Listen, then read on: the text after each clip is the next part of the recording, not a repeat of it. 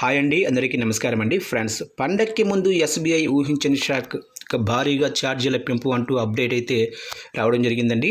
అయితే ఇందుకు సంబంధించిన వివరాలు అయితే మన వీడియోలో తెలుసుకుందామండి. వీడియో మాత్రం పూర్తి వరకు చూడండి ఫ్రెండ్స్, అప్పుడే మనకి పూర్తి సమాచారం అయితే తెలుస్తుంది. అలాగనే ఒక లైక్ చేసి ఇలాంటి మరిన్ని అప్డేట్స్ కోసం మన ఛానల్ని ఇప్పుడే సబ్స్క్రైబ్ అయితే చేసి ఫాలో చేయండి ఫ్రెండ్స్. ఇక లేట్ చేయకుండా టాపిక్లోకి వెళ్ళిపోదాము. ఇక దేశంలోనే అతిపెద్ద ప్రభుత్వ రంగ బ్యాంక్ అయిన ఎస్బీఐ సడన్ షాక్ ఇచ్చింది. ఏటీఎం లావాదేవీల ఛార్జీలను పెంచేసింది. 2025 ఫిబ్రవరి 1 తర్వాత ఎస్బీఐ ధరల్ని సవరించడం ఇదే తొలిసారి. ఇంటర్చేంజ్ రుసుముల్ని పెంచడం వల్ల ఈ ఏటీఎం ఛార్జీలు పెంచాల్సి వచ్చిందని ఎస్బీఐ ఒక ప్రకటనలో తెలిపింది.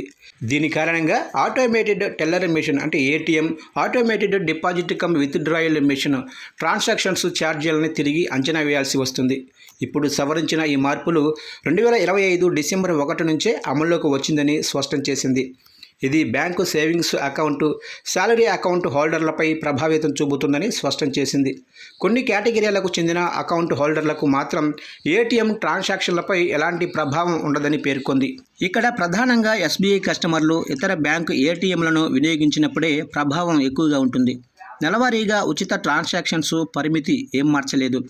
ఎస్బీఐ సేవింగ్స్ అకౌంట్ కస్టమర్లు యథావిధిగా ఇతర బ్యాంకు ఏటీఎంలలో నెలకు 5 వరకు ఉచిత ఫైనాన్షియల్, నాన్ ఫైనాన్షియల్ ట్రాన్సాక్షన్స్ అంటే checking balance, statement, pin change details update వంటివి చెక్ చేసుకోవచ్చు. ఇక ఉచిత పరిమితులు దాటే చేసే ట్రాన్సాక్షన్లపై ఛార్జీలు పడతాయి.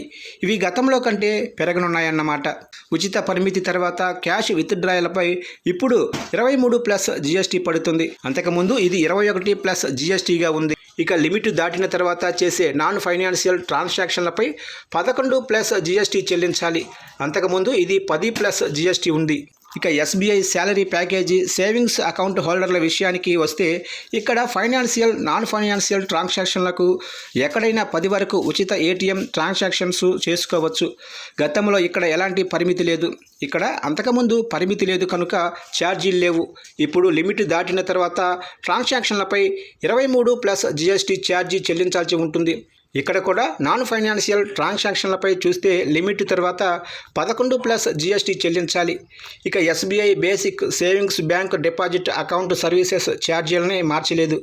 SBI debit card holders, SBI ఏటీఎంలలో ట్రాన్సాక్షన్లపై కూడా ఎలాంటి మార్పులు లేవు. ఇక ఎస్బీఐ ఏటీఎంలలో కార్డ్లెస్ క్యాష్ విత్డ్రాయల్ ట్రాన్సాక్షన్లపైన ఎలాంటి పరిమితి లేదు.